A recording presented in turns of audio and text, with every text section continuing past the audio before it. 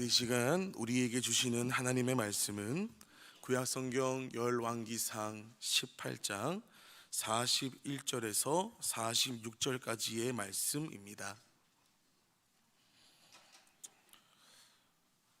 하나님의 말씀은 열왕기상 18장 41절에서 46절까지의 말씀, 구약성경 549쪽에 있습니다. 제가 말씀을 받들어 읽겠습니다.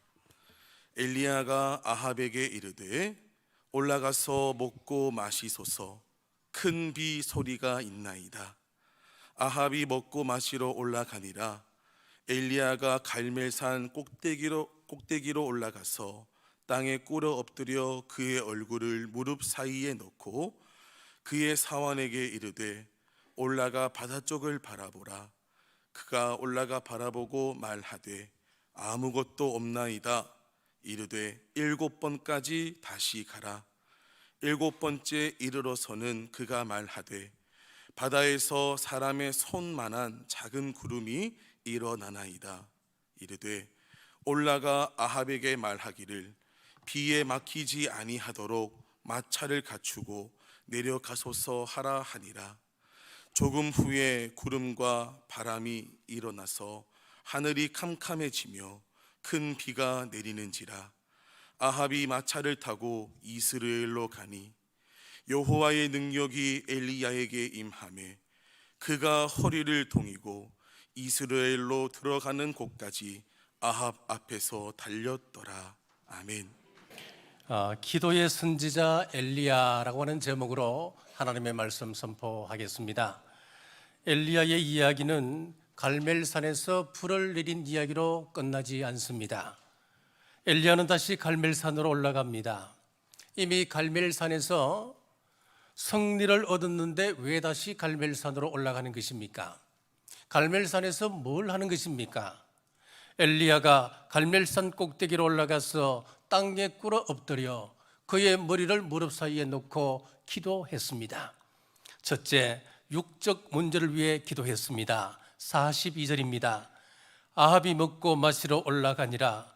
엘리야가 갈멜산 꼭대기로 올라가서 땅에 꿇어 엎드려 그의 얼굴을 무릎 사이에 넣고, 영적인 문제는 이미 해결되었는데 아직까지 육적인 문제가 해결되지 않았습니다. 3년 6개월의 가뭄 문제였지요. 이것은 영적인 문제만이 아니라 육적인 문제도 하나님 앞에 간구해야 함을 우리에게 가르치고 있습니다. 여러분, 혹 영적인 것은 고귀하지만 육적인 것은 천박하다, 그런 생각을 갖고 계시진 않습니까? 우리는 영과 육의 이원론적인 구분에 대해서 유의하셔야 합니다. 초대 교회 때부터 교회를 심각하게 오염시킨 이단이 하나 있습니다. 바로 영지주의라고 하는 것입니다. 이 영지주의는 한마디로 이야기하면은 영과 육을 분리해 놓고 영적인 것은 선하고 아름답고 좋은 것이지만은 육적은 악한 것이다 라고 규정을 짓는 것입니다. 그런데 이것은 비성경적 사상입니다. 하나님은 영적인 문제뿐만 아니라 육적인 문제도 해결하십니다. 우리 주님의 사역을 보십시오. 우리 주님은 하나님의 말씀을 주셨지만은 그와 동시에 병자도 고치셨습니다. 우리 주님은 말씀을 먹이셨습니다만은 그와 동시에 육의 양식 또한 먹이셨습니다. 그러므로 우리는 균형 있는 신앙생활을 해야 합니다. 물론 우선순위는 분명합니다. 먼저 영적인 문제가 우선순위에 있습니다. 주님께서 말씀하시기를 너희는 먼저 그의 나라와 그의 의를 구하라. 그리하면 이 모든 것을 너희에게 더하시리라 말씀하셨습니다. 신앙의 우선순위에 있어서 영적인 것이 우선이란 말이지 육적인 소원을 아뢰지 말라고 하는 이야기는 아닌 것입니다. C.S. 루이스는 사탄은 우리로 하여금 너무 영적인 것만 구하게 만든다. 그래서 정작 필요한 것은 구하지 못하게 만든다. 아니, 받아야 할 것을 받지 못하게 한다. 그렇습니다. 절대로 내가 가진 문제를 해결해 달라고 하는 기도를 수준 낮은 기도로 생각하지 말기를 바랍니다. 성경을 보면 구체적인 삶의 문제를 가지고 하나님 앞에 간절하게 드린 기도가 많이 나옵니다. 야곱에게 있어서 최고의 기도가 무엇이었을까요? 야복 강가에서 드린 기도였습니다.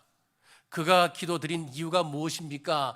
영적인 축복을 간구한 것이었습니까? 아니었습니다. 지금 형이 자기를 죽이러 옵니다. 나의 목숨을 살려주옵소서. 육적인 기도를 하나님 앞에 드렸던 겁니다. 그렇습니다. 성경에서 가장 간절한 기도는 내가 가진 구체적인 문제를 하나님께서 해결해 달라고 하는 기도였습니다.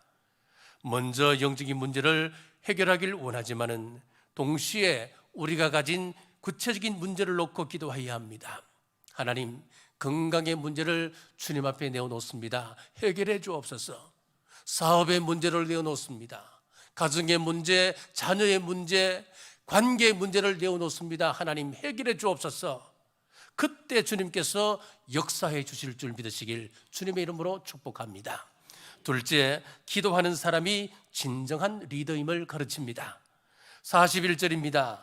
엘리야가 아합에게 이르되 올라가서 먹고 마시소서, 큰 비 소리가 있나이다. 오늘 본문을 쭉 읽어보시면 두 사람이 대조적인 모습을 보이고 있습니다. 아합은 갈멜산에 올라가는 이유가 먹고 마시기 위하여 올라갑니다. 하지만 선지자 엘리야는 기도하러 올라갑니다. 묻습니다. 여러분들은 먹고 마시는 사람입니까? 아니면 기도하는 사람입니까? 교회는 만민이 기도하는 집인과 동시에 먹고 마시는 곳이기도 합니다. 우리 교회도 그렇습니다. 친교를 위하여, 예배를 위하여 우리는 식사를 합니다. 여기서 산의 진미를 기대해서는 안 됩니다. 국수가 좋다, 아니면 국수 먹으면 안 된다, 밥을 해야 된다, 이것 가지고 논란을 벌여서는 안 됩니다. 식사가 왜 이래, 반찬이 왜 이 모양이냐, 그러면은 교회는 먹고 마시는 장소로 생각하는 것입니다. 자, 경주의 어떤 교회는 컵라면을 먹으면서 오후 예배를 드리는 교회가 있다고 합니다. 식사를 하는 것은 친교와 예배를 위해서 있는 것입니다. 교회에 정말 필요한 사람은 먹고 마시는 사람이 아니라 기도하는 사람입니다. 기도하는 사람들에게 주어지는 특권 몇 가지가 있습니다. 먼저 보게 하십니다. 44절입니다. 일곱 번째 이르러서는 그가 말하되 바다에서 사람의 손만한 작은 구름이 일어나나이다. 손바닥만한 작은 구름 속에서 큰 비를 보게 하십니다. 어떻게 이것이 가능할까요? 기도하는 사람이기 때문에 가능한 것입니다. 먼저 듣게 하십니다. 41절 하반절입니다. 큰 비 소리가 있나이다. 큰 비 소리를 듣게 하십니다. 지금 비가 오는 것 아닙니다. 손바닥만한 작은 구름을 보면서 큰 비 오는 소리를 미리 듣게 하시는 것입니다. 앞서 달려나가게 합니다. 46절 하반절입니다. 아합 앞에서 달려갔더라. 이렇게 기도하는 리더는 먼저 보고 먼저 듣고 앞서 달려나가게끔 하십니다. 엘리야는 기도하는 리더였습니다. 42절입니다. 아합이 먹고 마시러 올라가니라. 엘리야가 갈멜산 꼭대기로 올라가서 땅에 꿇어 엎드려 그의 얼굴을 무릎 사이에 넣고. 자, 위치상 이스라엘의 리더는 아합 왕입니다. 그러나 실제적 이스라엘의 리더는 선지자 엘리야였습니다. 엘리야는 위치상 리더에 있는 아합에게 먹고 마시러 올라가라 이야기했습니다. 하지만 자신은 기도하러 올라갑니다. 교회 리더는 누가 리더일까요? 위치상 직분자가 아닙니다. 위치상 장로, 집사, 권사가 아닙니다. 기도하는 사람이 교회 리더인 줄 믿으시기 바랍니다. 1851년 허먼 멜빌이라고 하는 사람이 장편 소설 백경을 썼습니다. 모비딕이라고 하는 흰 향유 고래 이야기인데, 이 모비딕은 굉장히 남북한 큰 고래였습니다. 이 고래에게 한 선장이 다리 하나를 잃었습니다. 이 선장은 복수심에 불타서 내가 반드시 저 모비딕을 잡고야 말리라. 자, 복수심에 가득 찬 그 선장 이름은 참 공교롭게도 아합이라고 하는 이름을 가졌습니다. 배가 출항하기 전에 한 미치광이가 나오는데, 이제 이 모비딕을 잡기 위해서 선장이 사람들을 모았을 것 아니에요. 모비딕을 잡기 위해서 배를 출항하려고 하는데 미치광이 같은 한 사람이 등장하는데 그 사람이 바로 엘리야였습니다. 참 공교롭지요. 이 사람이 모비딕을 잡으러 출항하는 그 사람들 앞을 가로막으면서 절대로 배를 타면 안 됩니다. 그 모비딕을 잡으러 가겠다고요? 그러면 당신은 미치광기입니다. 당신은 제정신이 아닌 겁니다. 당신들은 죽습니다. 그 앞을 가로막고 이야기하지만 그 누구도 이 사람 이야기를 들어주지 않습니다. 결국 그 선원들은 모비딕에 의해서 다 죽고 한 사람만 유일하게 남아서 그 이야기를 증언하는 것으로 이 소설이 흘러 진행됩니다. 자, 이 소설이 여러 가지 이야기를 다루고 있습니다만은 가장 분명한 메시지 하나가 있습니다. 그것이 무엇이냐면은 누구의 이야기를 들어야 하는가입니다. 사람들은 위치상 리더인 선장 아합의 이야기를 들어야 된다고 생각을 했습니다. 그런데 그의 이야기를 듣고 따라가면 죽음이었습니다. 엘리야 이야기를 들었다면 선원들은 죽지 않았을 것입니다. 놀랍게도 이 이야기가 성경에 있습니다. 바울이 죄수가 되어서 로마로 압송되어 가는 장면이 있습니다. 배를 타고 있는데 사도 바울이 이런 이야기를 합니다. 사도행전 27장 9절에서 10절입니다. 여러 날이 걸려 금식하는 절기가 이미 지났으므로 항례하기가 위태한지라 바울이 그들을 권하여 말하되 여러분이여 내가 보니 이번 항례가 하물과 배만 아니라 우리 생명에도 타격과 많은 손해를 끼치리라. 지금 배를 타고 항해하는 것은 위험합니다. 항해해서는 안 됩니다. 큰 풍랑이 일어날 것이고 우리의 목숨이 위태롭습니다. 그러나 비전문가요 죄수였던 사도 바울의 이야기를 어느 누구도 듣지 않았습니다. 11절 말씀입니다. 백부장이 선장과 선주의 말을 바울의 말보다 더 믿더라. 똑같습니다. 백경의 이야기와 똑같습니다. 위치상 선장이 리더입니다. 그리고 선주가 리더입니다. 그들은 다 전문가들입니다. 그런데 기도하는 바울의 말이 옳았습니다. 광풍을 만나 난파를 당하여 전부 죽을 뻔했지요. 그리고 21절입니다. 난파를 당한 뒤에 사도 바울이 이렇게 말합니다. 여러 사람이 오래 먹지 못하였음에 바울이 가운데 서서 말하되 여러분이여 선장의 말이 아니라 내 말을 듣고 글에 대해서 떠나지 아니하여 이 타격과 손상을 면하였더라면 좋을 뻔하였느니라. 위치상 리더가 아니라 기도하는 사람의 말을 들었다면 훨씬 좋았을 것이다. 사도 바울이 말하고 있습니다. 자, 그렇다면 우리는 이런 결론을 내릴 수 있겠지요.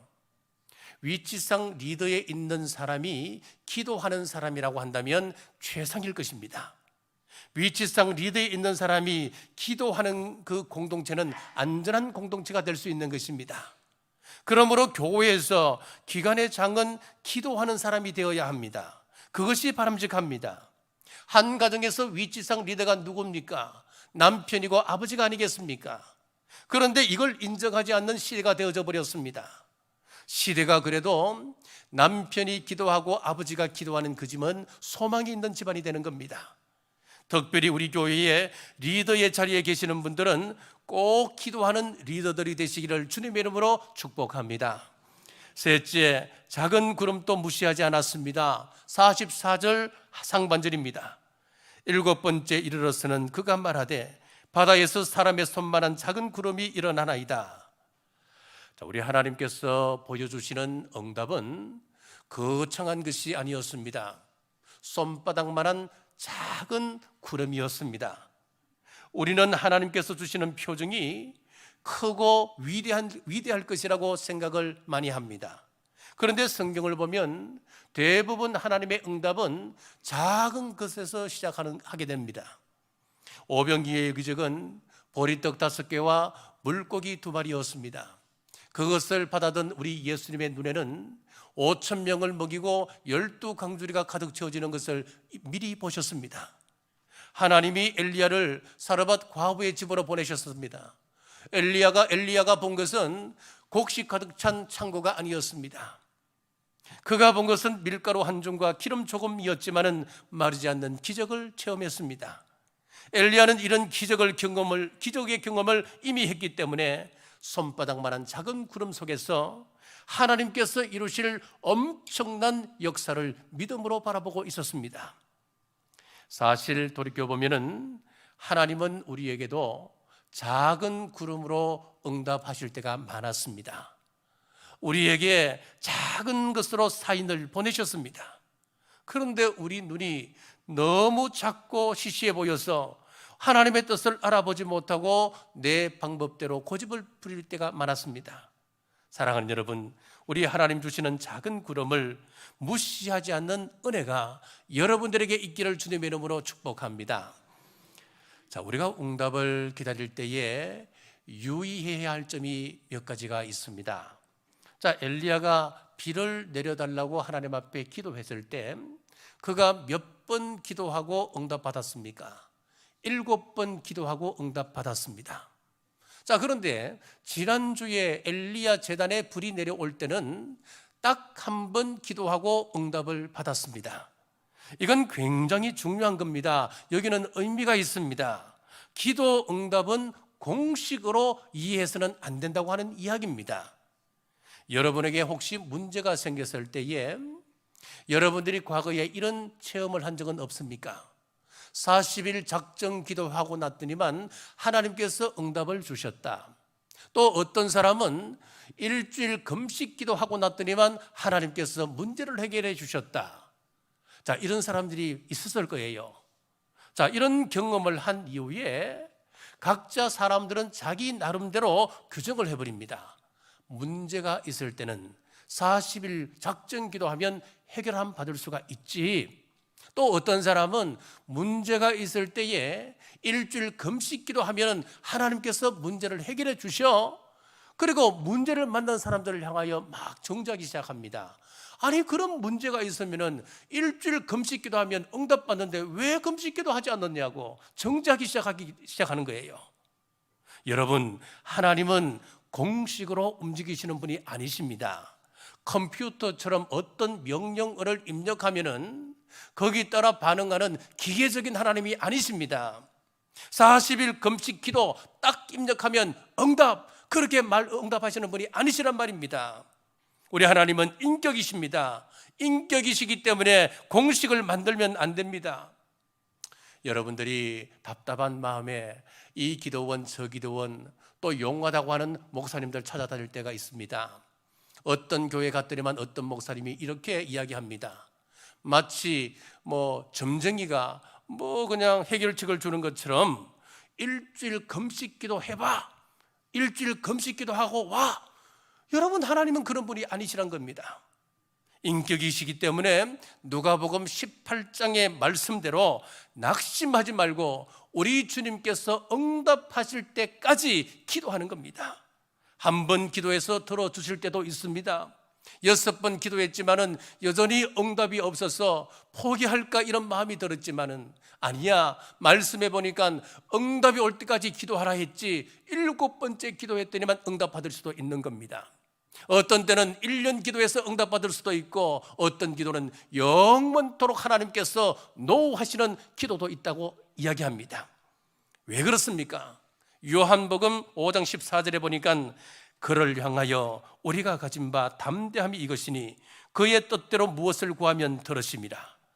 우리가 무엇이든지 구하는 바를 들으시는 줄을 안적 우리가 그에게 구한 그것을 얻은 줄을 또한 아느니라.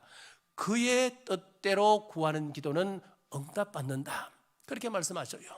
자, 또 반대로 야고보 4장 2절에 보니까 너희는 욕심을 내어도 얻지 못하여 살인하며 시기하여도 능히 취하지 못하므로 다투고 싸우는도다. 너희가 얻지 못하면 구하지 아니하기 때문이요 잘못 구하면 응답이 없다 말씀하셔요. 우리가 올리는 기도가 올바른 기도라고 한다면 응답될 때까지 기도하셔야 되는 겁니다. 마태복음 7장 7절에 보시면 주님께서 이렇게 말씀합니다. 구하라 그리하면 너희에게 주실 것이요 찾으라 그러면 찾아낼 것이요 문을 두드리라 그리하면 너희에게 열릴 것이니.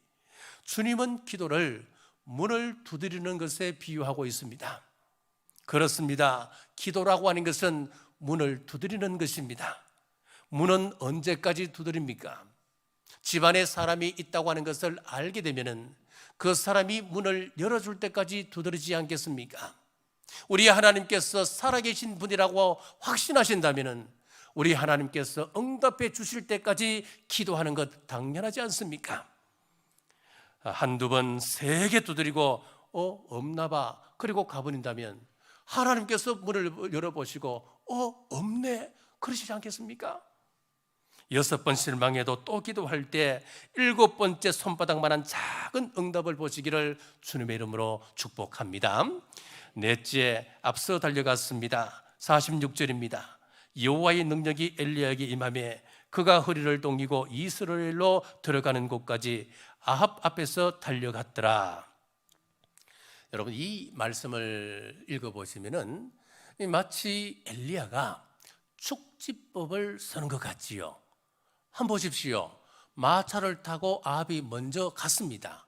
그런데 뒤에 출발했던 이 엘리야가 뛰어가는데 마차를 앞질렀습니다. 이거 축지법이잖아요. 자, 그러면 제가 두 가지로 한번 설명을 하겠습니다. 첫째는 문자 그대로 하나님께서 능력을 주셔서 그가 빨리 달릴 수 있었습니다. 엘리야가 외투를 벗어서 그 외투를 가지고 요단강을 쳐서 요단강이 갈라지는 기적을 일으키는 능력의 사람이었습니다. 이런 능력을 베푸는 사람이 우사인 볼트 같은 이런 능력을 베푼다, 행한다, 빨리 달릴 수 있다. 이건 아무것도 아니잖아요. 우리 하나님의 능력이 임하시면 이보다도 더 큰 능력을 우리는 행할 수가 있습니다. 자, 두 번째 해석은 지리학적으로 접근하겠습니다. 아합이 마차를 타고 내려가고 있는 그 지역은 기손 시내 근처입니다. 기손 시내는 사사기 4장에 보면 자세하게 설명을 하고 있습니다. 가나안 왕 야빈이 이스라엘을 다스릴 때였습니다. 그때 군대 장관은 시스라라고 하는 사람이었는데 그는 명장으로 이름나 있는 사람이었습니다.